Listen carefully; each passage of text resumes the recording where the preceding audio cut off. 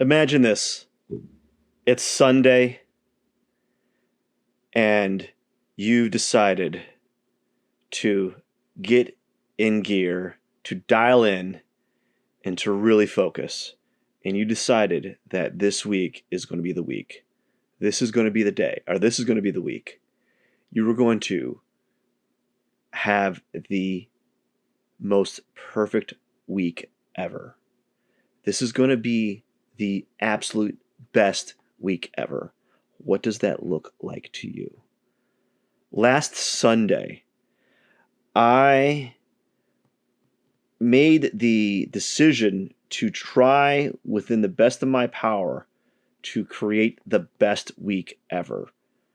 And by the best week ever, I meant the most productive, the most best use of my time, the least procrastination, the least doom scrolling through the internet. I decided to really focus and try my best to hit every goal for the day. Now, I'm not going to lie. I still am far from the mark of completing a perfect week, but this is probably the closest I've had in quite some time to achieving like some sort of like work-life balance, right? Or goal, like personal goals / life balance. Because you're going to find that like when you have like you set goals for yourself, you're going to find that it usually impedes on other things in your life. It might impede on hanging out with your friends. It might disrupt your family life. It might disrupt your work. And I feel that this week was the best that I have done in quite some time. Now, it could be better. So what I'm going to probably do tomorrow, next Sunday, is I'm going to sit down and kind of like think about like what I did right and what I did wrong. But as far as this week is concerned, the best thing that I did, which I don't know if it was necessarily surprising. I've had some success in this in the past, but what I did was I wrote out what I was going to do the next day. I wrote basically a to-do list, but it was a really specific to-do list. It was more like a set of actions that I do one after the other. Like I was planning out my day. I was planning out the things I do one after the other. You know how like you're at a job, at like a certain manufacturing job or certain like kitchen job or whatever jobs that you have. There's like sometimes there's opening procedures, sometimes there's closing procedures. Sometimes you're working you're using some machinery and you have to implement some procedure to shut down the hardware, the machinery, so that it's safe and completely shut down so that no one can get hurt. You know, basically what I've done is I made a to-do list that kind of narrates everything I do in sequence. And in the past, I used to like jot them out by like time frame. So like maybe 9 to 9:30 make breakfast, 9:30 to 10:30 do this, 10:30 to 11:30 do this. And I found that doing that in the past was very difficult because I couldn't keep that schedule. Like there was always a delay and I could never factor in the delay. I never could. So that strategy for me crumbled under pressure because I would do really well for like the first few hours and then all of a sudden like there'd be like something that pulled me away from my action, pulled me away from what I needed to do. So I just couldn't do it. Like, I don't know, something that was supposed to take 30 minutes took 45 or an hour. And then something that was supposed to take 10 minutes took 25 to 35 minutes.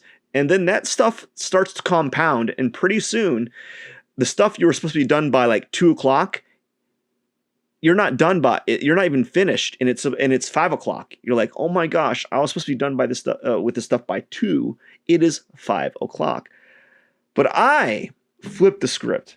I just made a list of things to do that, in my mind, I would do one after the other, like a procedure, like a procedural, like a standard operating procedure of basically a standard operating, gosh darn it, I cannot say words today.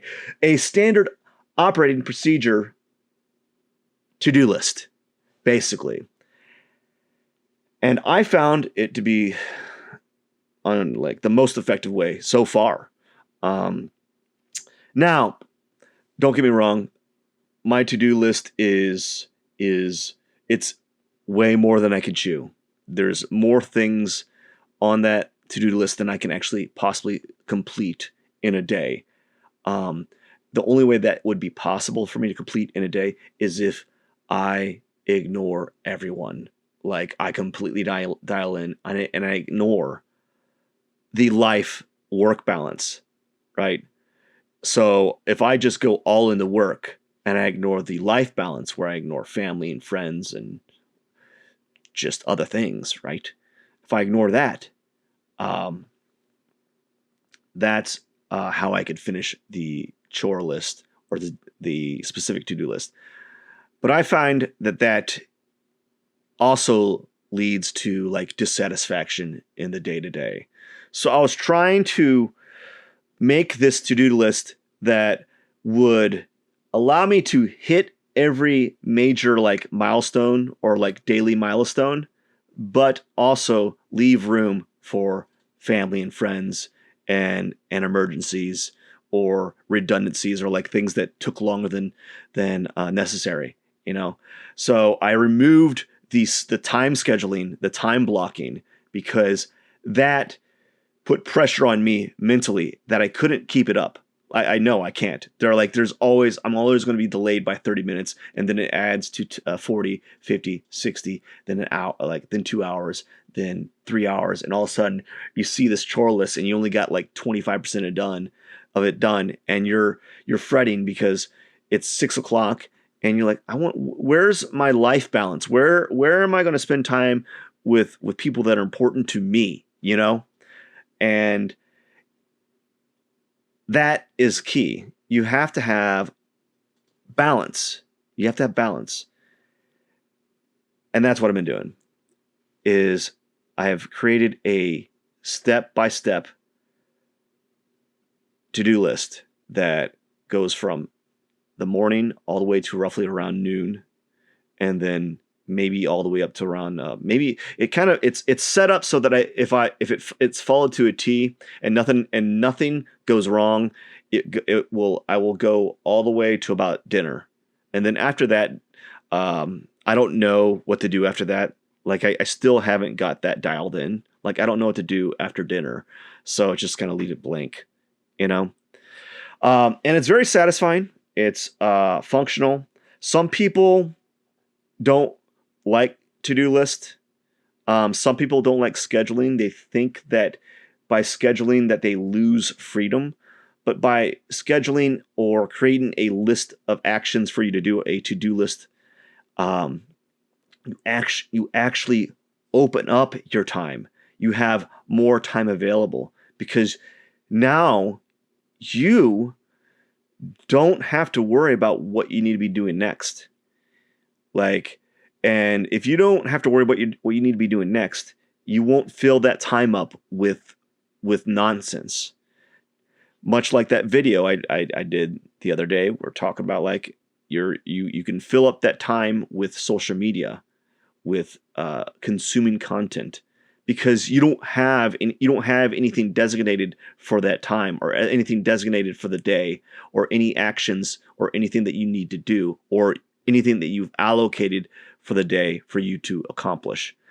So that's what I've been doing. A very simple to-do list.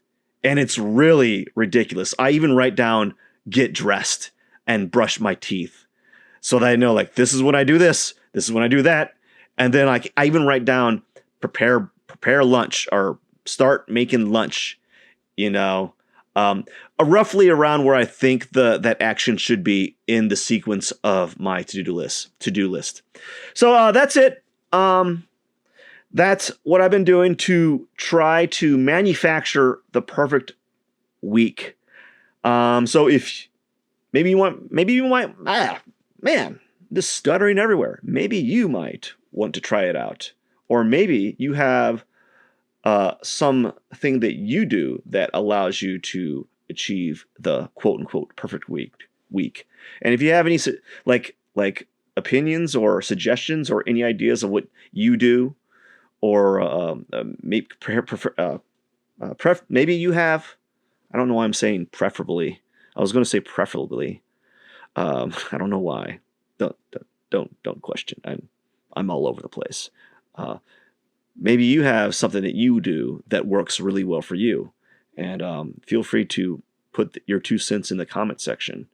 I like to hear it because I like to hear new ways of orchestrating or organizing your day, and it's always interesting to see how people work or navigate their week or navigate their day to day. You know, I found for me personally, the time blocking was very restrictive. Even when I like factored in 5-minute breaks between each time, like I felt really restrictive. I feel better just like having like almost it being like like Legos, where you just first step you take this block, second step you grab these 2 blocks and you put them on these little areas. Third step, you get these blocks and put them there. I feel like it's better for me to kind of like just do a to-do list that's kind of like constructing a Lego playset, you know, where it's just boom, boom, boom, boom, one after the other, action after action after action.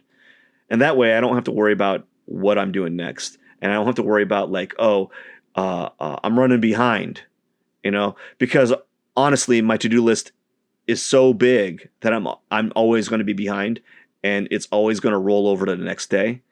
And that's fine as long as I hit one key action or one key thing that I wanted to accomplish that day. I'm good. Anyways, I hope this helped you out. I am going to end this video. I gotta get cracking and do some drawing before the end of the day. I hope you have a wonderful day. You all rock. Thank you for listening, true art believers. Cheers.